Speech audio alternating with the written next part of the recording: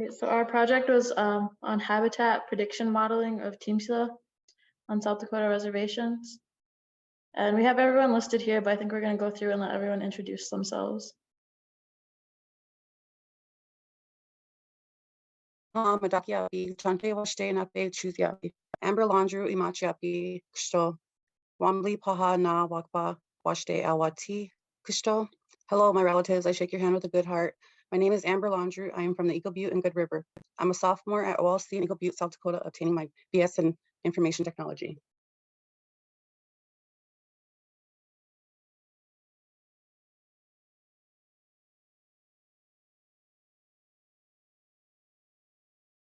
Eva, did you want to go next? Sure. Hamidakiapi, Ivo Waro Machiapi, Inawe ki Monica Waro Chiapi, na Unchiwaye ki Winona Sele Chiapi, I Hanktuan Dakota, Rapid City Ektawati, Naha, Tioshwe Wagner, South Dakota, Heunta Hampi. Hello, relatives. My name is Eva Weddle. My mom's name is Monica Weddle. My grandma's name is Winona Sele. I'm Ihanktuan Dakota from the Yankton Sioux tribe, and I live here in Rapid City, but my family and I were from Wagner, South Dakota.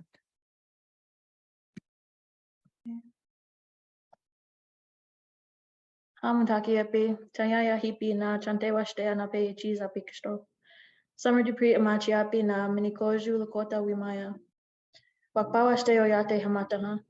Ampatukinle Iyoki Piawahi.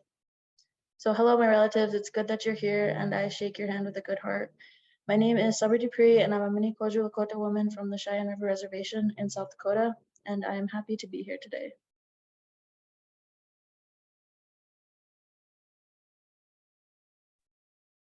Hello, my name is Michael Dubray. I'm a junior at the School of Mines and a first-year ESIIL intern, majoring in physics.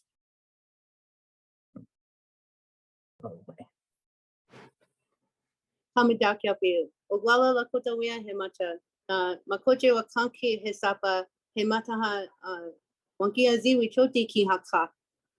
I'm an Oglala Lakota woman. I come from a sacred place called the Black Hills, where Yellow Thunder Camp used to be. My name is Alicia Yellow Thunder, and I am a ESIIL Advanced Intern, currently a graduate student at SDSU, pursuing my master's in Natural Resource Management. I bet you washe you happy. Wokla ichika bookshop.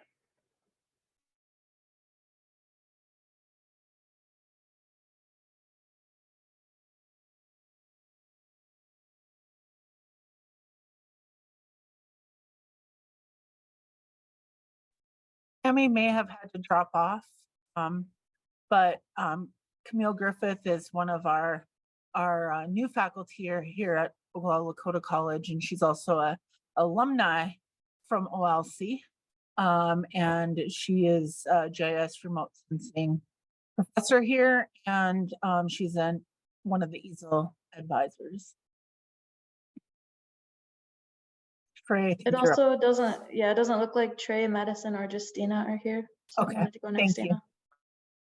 you. My name is Dana Gehring. I am the chair of the Math, Science, and Technology Department, and I am one of the ESIIL advisors here this summer.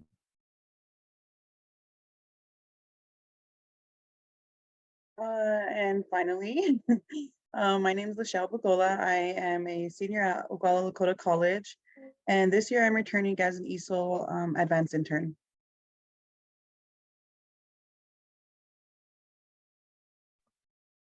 Okay, so our project is centered around Tinpsila, and Tinpsila is the Lakota name for the plant that's also known as Pediomelum esculentum or Psoralea esculenta. Common English names for Tinpsila include Indian turnip, large Indian breadroot, and breadroot scurf pea, but we will refer to it as Tinpsila throughout this presentation as that is what it is traditionally known as. It's a small perennial forb of the bean family found across the Great Plains that has an edible root. It's characterized by spikes of pale blue to purple flowers that change to a creamy, yellow or creamy color with age. Translucent hairs all over, which is what hirsute means, and elliptic or oval leaves that are palmately compound in groups of 5. At the end of its flowering season, the Tinpsila plant dries up and breaks off at ground level to become a kind of a tumbleweed and disperse its seeds. But as a perennial, the root system remains and gets bigger every year. Next slide. Okay, the significance of this plant is there are a few. First, it's culturally important to us, the Ocheti Shakoi, and then also tribes near us like the Blackfoot, Cheyenne, and Omaha, Cree, Mandan, Hidatsa, and Arikara, and a few others. It's an important source of nutrition. There's a good amount of protein in there, and also iron, zinc, and magnesium.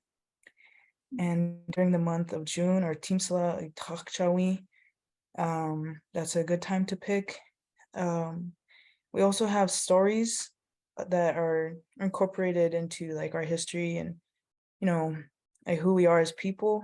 And one of them, like this about Tinpsila, is important, you know, to pass down to future generations. And then also we have the phrase Midakuye Oyasin, which translates to all my relations.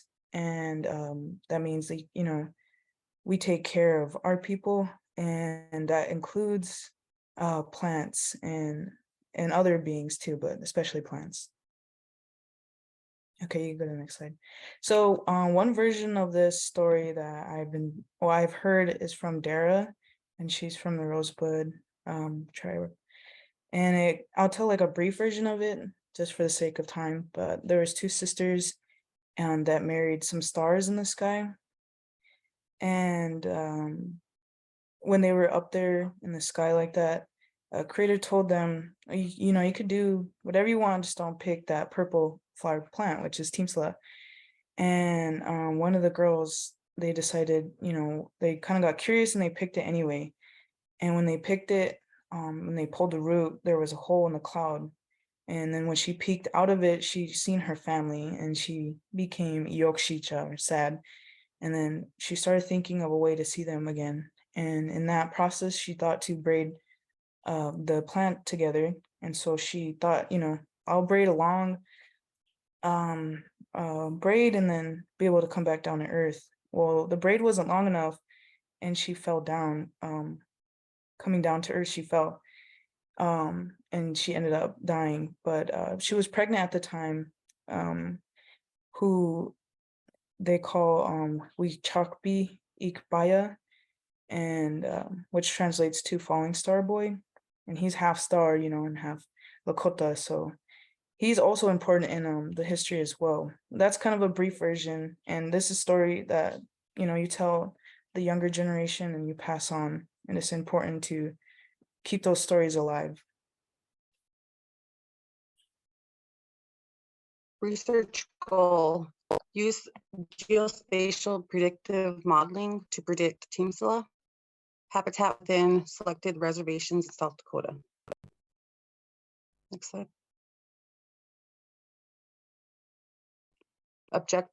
Our objectives: described methodology for sustainable harvesting of Tinpsila and its cultural importance.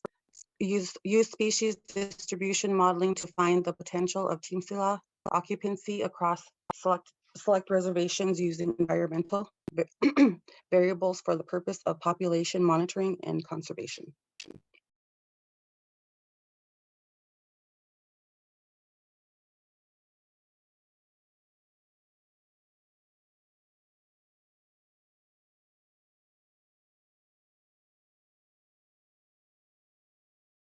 Summer, you're muted. Sorry about that. So the purpose of our project coming into this was to kind of establish a baseline of data, operating from which we could monitor and manage populations of Tinpsila. This is important because, as we mentioned, Tinpsila is a very important food plant / relative to us, and there is a lack of detailed or current data about it. To make the lack of data more concerning, there are reported observations of decreasing populations by people who harvest the plant. So this kind of work could allow us to assess what's going on. And while there is a lack of data, there are credible threats to support the idea that populations may be decreasing. One threat is the loss of traditional cultural knowledge that has ensued our people's forced assimilation and placement onto reservations. For context, in the study cited in the slide, a survey of members of the Sisseton Wahpeton Oyate in South Dakota found that on average, people knew how to gather around 3 plants. There's no doubt that the number of plants that our peoples used pre-colonization is many times that number. So somewhere along the line, that traditional knowledge wasn't transferred. This could have led to a lack of awareness and about sustainable harvesting techniques, and therefore improper harvesting or over-harvesting of plants such as Tinpsila. There's also environmental changes that could be affecting Tinpsila populations, including climate change and the conversion of land for agricultural or other use. Tinpsila is a plant that is very intolerant to root disturbance, and based on traditional knowledge will not regrow in areas where the soil has been turned over or areas that have been heavily grazed. Next slide. And so one thing that is traditional practice, like someone was saying, was sustainable harvesting. The first part of it is knowing when to pick it, and that is known as kind of like around mid-June after it flowers. And then with that, like if you harvest early, there's potential to negatively impact the populations because they're not able to repopulate, like disperse the seeds. And it's common practice to only extract the root and then put back the rest of the plant into the hole that was created when you took the root out.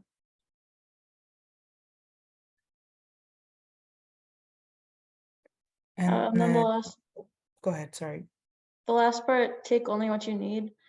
It's recommended that you only take 30 to 40% of plants in a given area to maintain populations. So say there were 10 plants, you would only take 3 or 4 of them. It's more of a limit than a suggestion though, so you would only take what you need.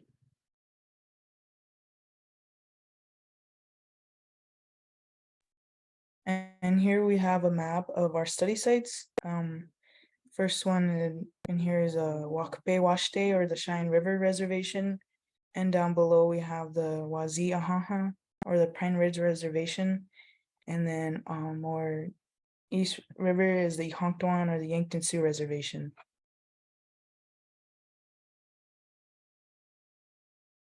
And here is a table of our data retrieval. We looked at a few different aspects, our predictor variables, and we have here aspect, slope, land cover, soil pH, and soil type.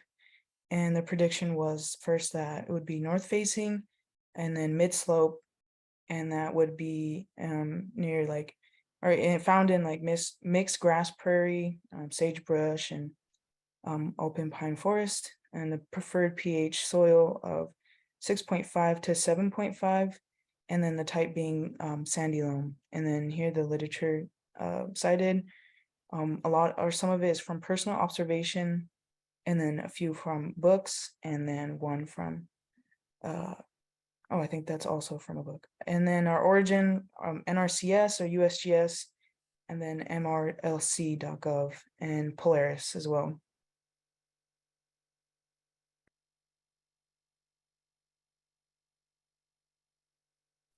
Okay, we started by importing all of our data into Google Colab, or into Google Drive. We could link to that, and then we converted after importing them we converted them all to the same coordinate system, and then clipped them to our reservation boundaries. And then our final step was to overlay them and pick out the subset of the data that we need, that we think will find the Tinpsila. We used elevation from the USGS to create slope and aspect. So this was just the plain elevation here, and we use that to create the aspect. So that's the way the sun shines across the land. And the slope is, of course, how steep it is at any one point. We got our land cover, and we had to categorize it because it only comes in as an image. So we had to go through and find the the values associated with each pixel and associate them with the correct land cover so that we could pick out the ones we wanted.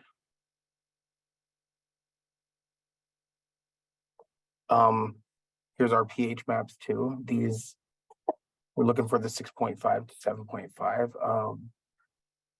The yellow being your more basic and the blue being more acidic. The Tinpsila seems to like the neutral soil.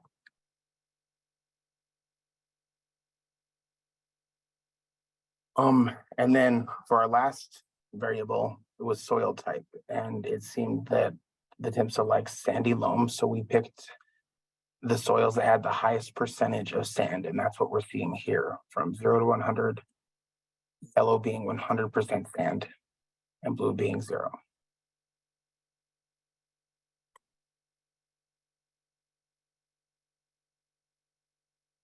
This was our initial predictor map. This gave the highest value for each of our categories, which isn't exactly what we're looking for, but that was like one step closer. This has our north facing for the aspect. And I think the land cover is everything above 80, or it's just 80. And then everything else is the highest value. Here's our code showing the optimal values for the Yankton Reservation. And then our last, next slide.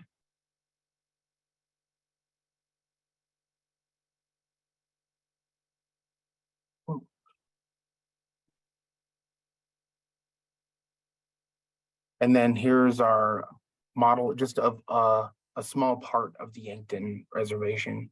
We of course didn't want to show where it was so that everybody doesn't go there and start harvesting at the same time.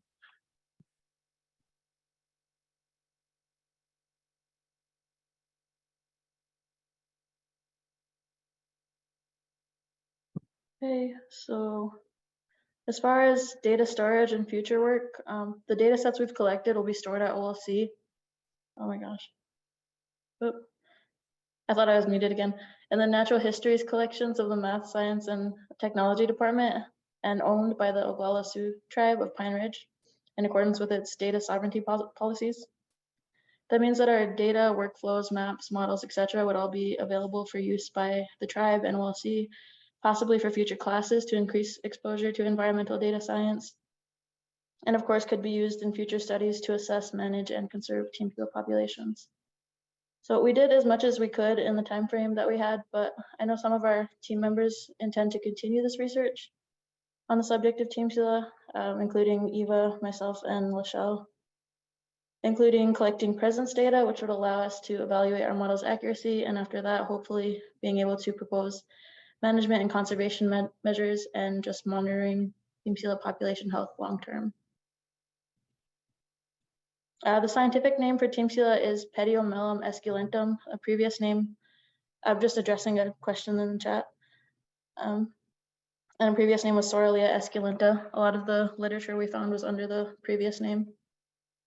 And then as for acknowledgements, we'd like to say thank you to Nate and Elsa for your mentorship throughout the program, to the National Science Foundation and ESIIL for providing us this opportunity, OLC, especially our staff mentors, Dana and Cami, for their leadership, Ochedi Shakomi elders who have passed down the knowledge that has informed this presentation, and last but not least, our families and other support systems for allowing us to work on our project.